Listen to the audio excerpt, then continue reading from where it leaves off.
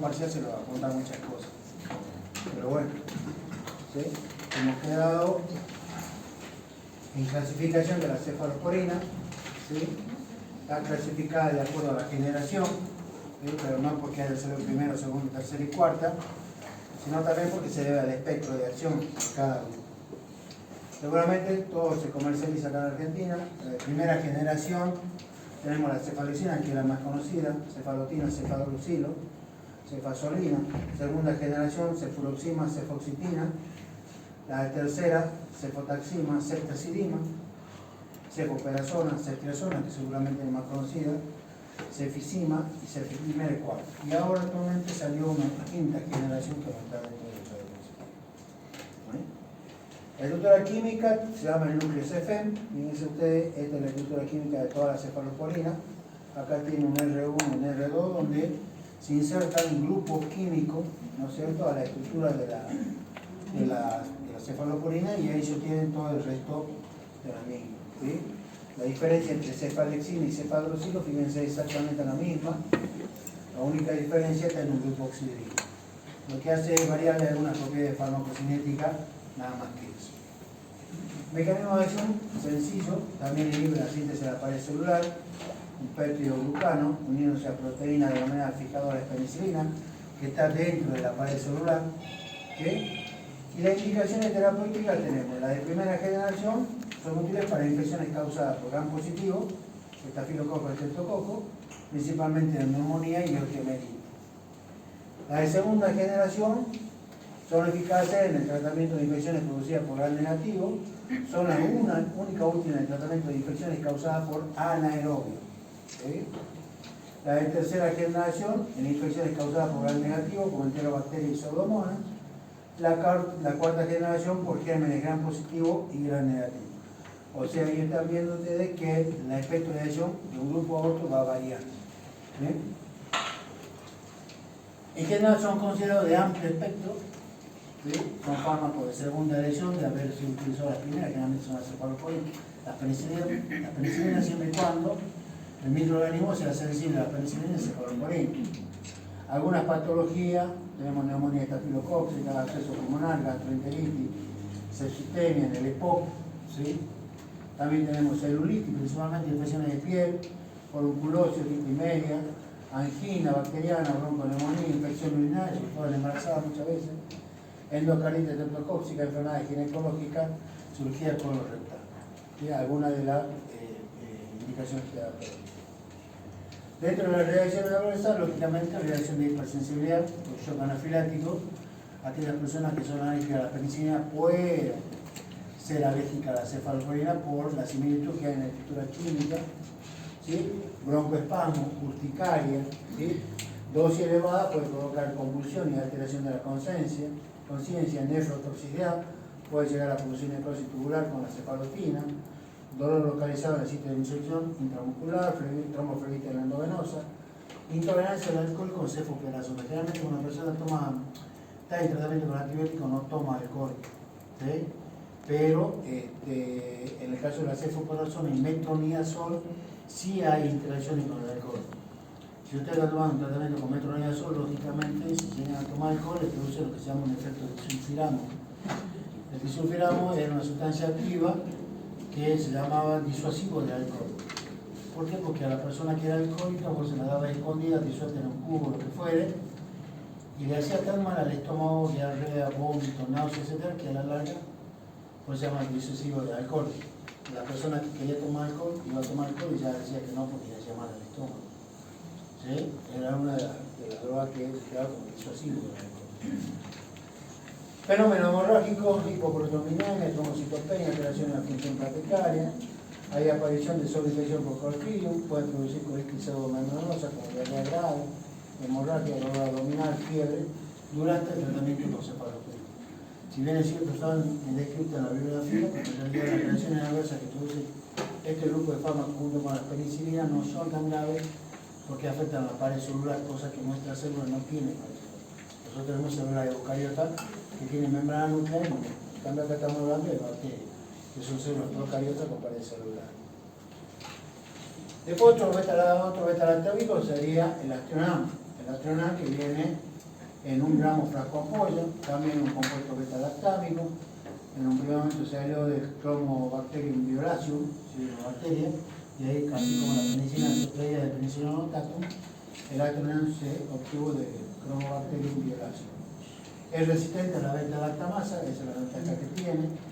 Tiene una acción antiviral similar a los aminoglucósidos, pero no produce ototoxicidad y nefrotoxicidad, que es característica de este grupo de aminoglucósidos. Las bacterias gram positivas y anaerobios son resistentes al Atronam y se admiten únicamente por vía intravenosa. Por ser una serie de eliminación breve, 2 horas, se elimina por vía renal. Es efectivo frente a bacterias gram negativas aeróbicas. Se utiliza muchas veces para el tratamiento de infección urinaria, respiratoria, ginecológica grave, en cuadro de sepsis causada por bacterias productoras de beta-lactamasa y por lo tanto que son resistentes a la penicilina. Algunas indicaciones terapéuticas del Atronam: neumonía, osteomelitis, meningitis, infecciones por gram negativo aerobio, infecciones por pseudomonas en la fibrosis quística. ¿Sí?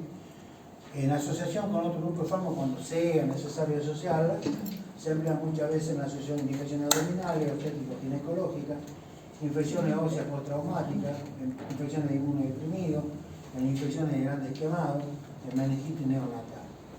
Algunas reacciones adversas que tiene el Atronam: náusea, vómito, espasmo abdominal, hemorragia digestiva, elevación transitoria de las transaminasas, que luego, si terminamos el tratamiento, desaparece, reacciones de hipersensibilidad, como las penicilinas y cefalosporina, hipotensión, puede producir alteraciones en el ritmo cardíaco, extrasistolios ventriculares, algunas alteraciones del sistema nervioso central, como ser confusión, somnolencia, debilidad, cansancio, y junto con la aminoglucósidos puede favorecer la aparición de toxicidad renal.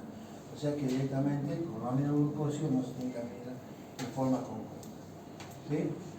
Y el imipenem, hay una interacción con el Atronam, puede anular el efecto antibacteriano del Atronam. Por lo tanto, hay que tener cuidado con esa interacción medicamentosa. Dentro del grupo de los beta-lactámicos estaban los carbapenems. Seguramente el que más se utiliza el imipenem, ¿sí? Que viene asociado a la cilastatina, ¿sí? A manera de proteger el antibiótico, viene en dosis de 500 miligramos de imipenem, 500 cilastatina en frasco ampolla, pero también está el meropenem, que viene en concentración de 500 y 1 gramo en frasco ampolla, y el ertapenem, que viene en 1 gramo frasco ampolla. ¿Sí?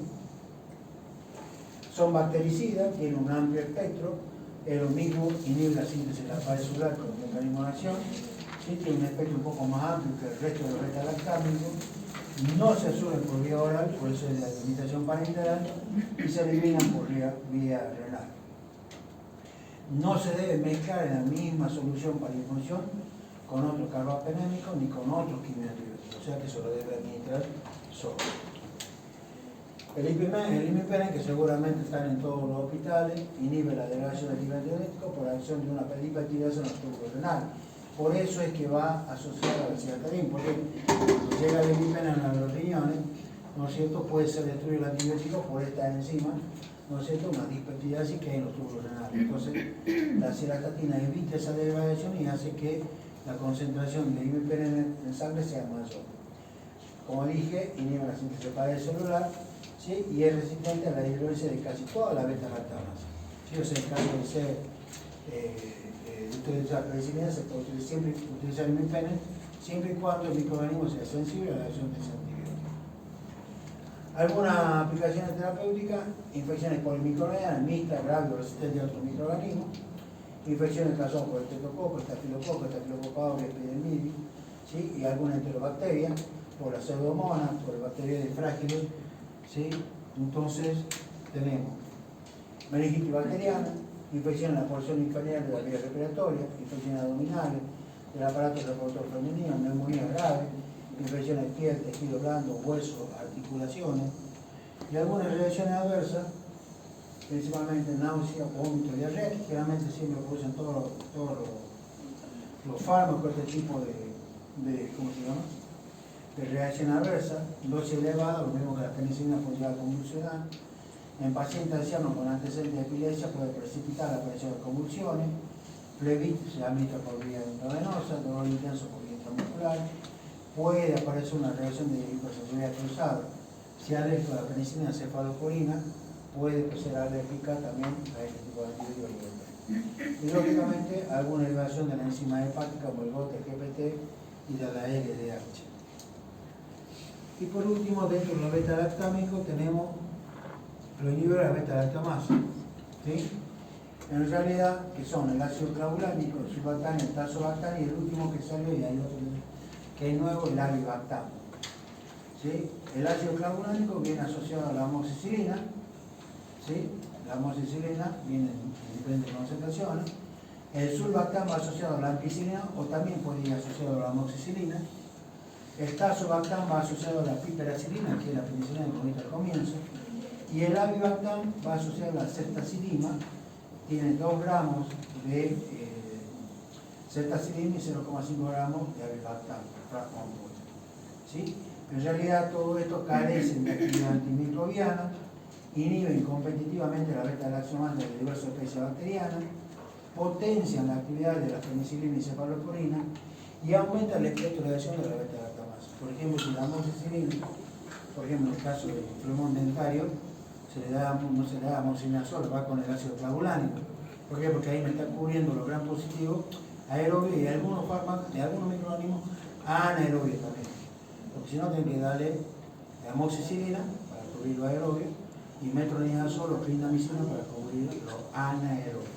Especialmente los odontólogos recetan amoxiclavulánico porque no tiene que tomar el efecto. ¿Sí?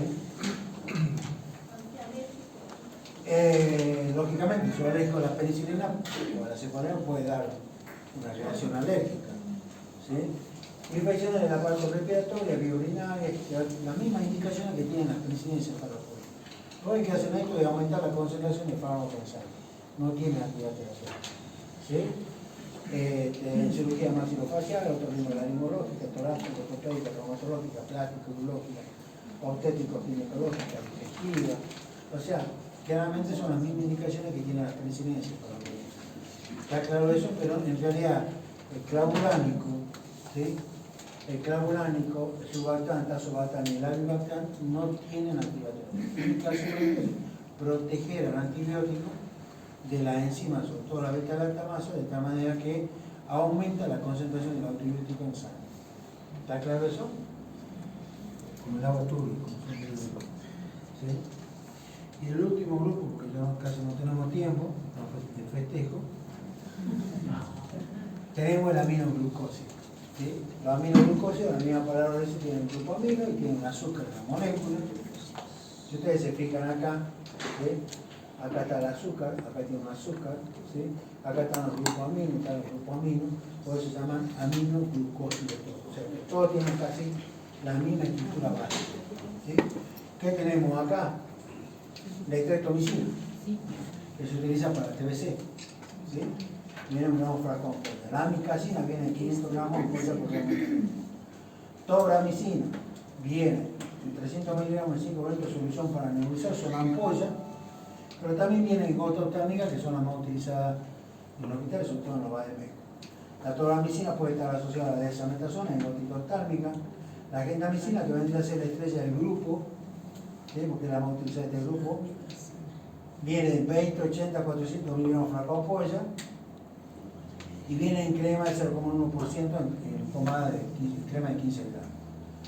La neomicina viene asociada a dexametasona en gota oftálmica, ¿sí?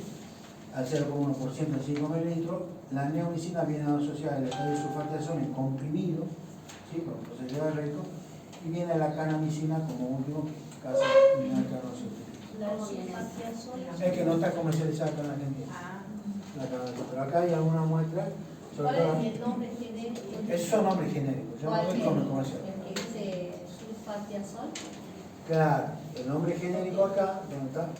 Eftalin sulfatiazol. Vienen en pastillas. El eftalin sulfatiazol es una sulfamida que generalmente viene asociada al carbón activado en lo que se llama estreptocarbocatiazol, que ustedes comen para la diarrea. La diarrea es algo que, la diarrea es autolimitada, salvo que se compruebe que sea bacteriana, recién le dan antibiótico.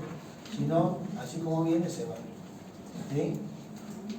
El eftalin sulfatiazol viene asociado al carbón activado, a tractina, en caolina, en el estreptocarbocatiazol.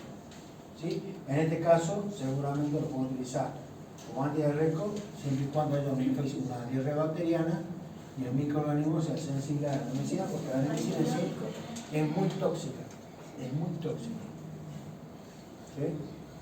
Antes venía una asociación de loperamida y neomicina, que ahora no está así. ¿Sí? Tiene un triple mecanismo de acción, ¿sí? Por eso son bactericidas.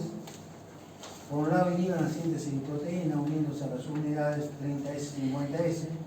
Ahí alteran la lectura del ARN mensaje y por lo tanto dificulta la formación de ácidos nucleicos. Alteran la composición de la membrana plasmática y también alteran el metabolismo y la replicación celular del microorganismo de la bacteria. Al tener un triple mecanismo de acción son bactericidas, pero tienen la característica de que tienen un efecto postantibiótico prolongado.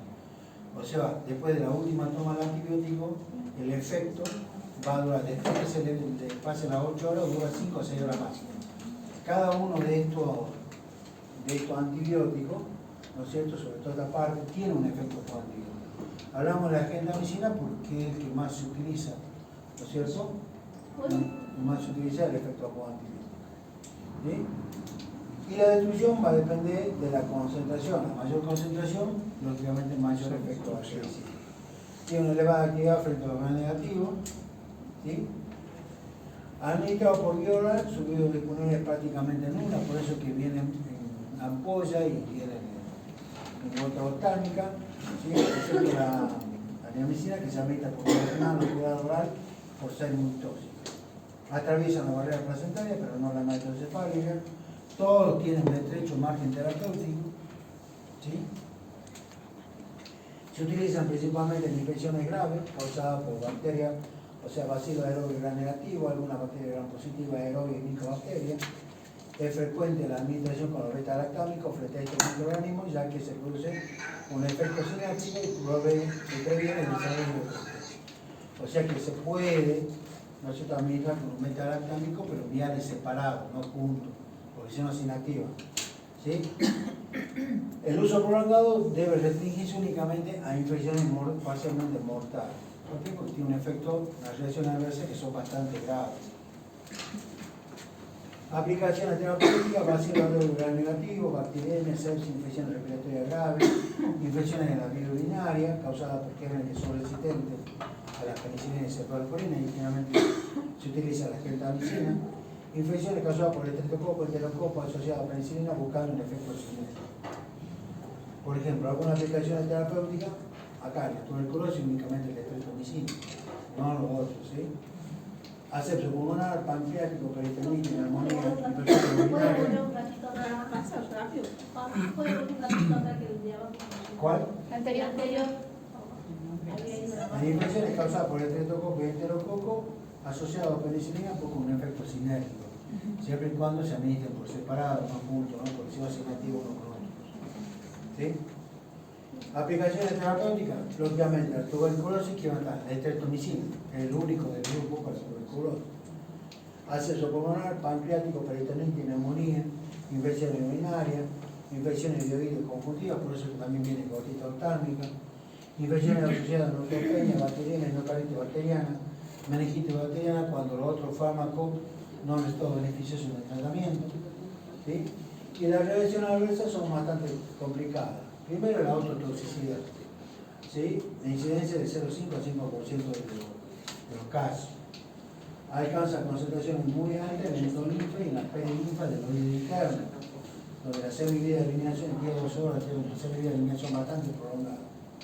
Produce lesiones cocleares y ventriculares bilaterales e irreversibles o parcialmente reversibles. Lógicamente, la toxicidad coclear lleva a la sordera y la vestibular causa vértigo y alteraciones de equilibrio, o sea, se marea la persona. ¿Sí? El riesgo y la gravedad de la dosis son mayores en tratamiento prolongado y con la dosis también, a mayor dosis, mayor toxicidad. ¿Sí?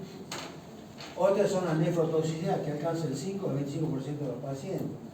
Se produce necrosis de la célula del túbulo proximal, seguida una reducción del filtrado glomerular, suele aparecer varios días después de inicio del tratamiento, es casi siempre reversible a superar el tratamiento, que implica una acumulación del antibiótico en el organismo y mayor riesgo de toxicidad si no se ajusta la dosis.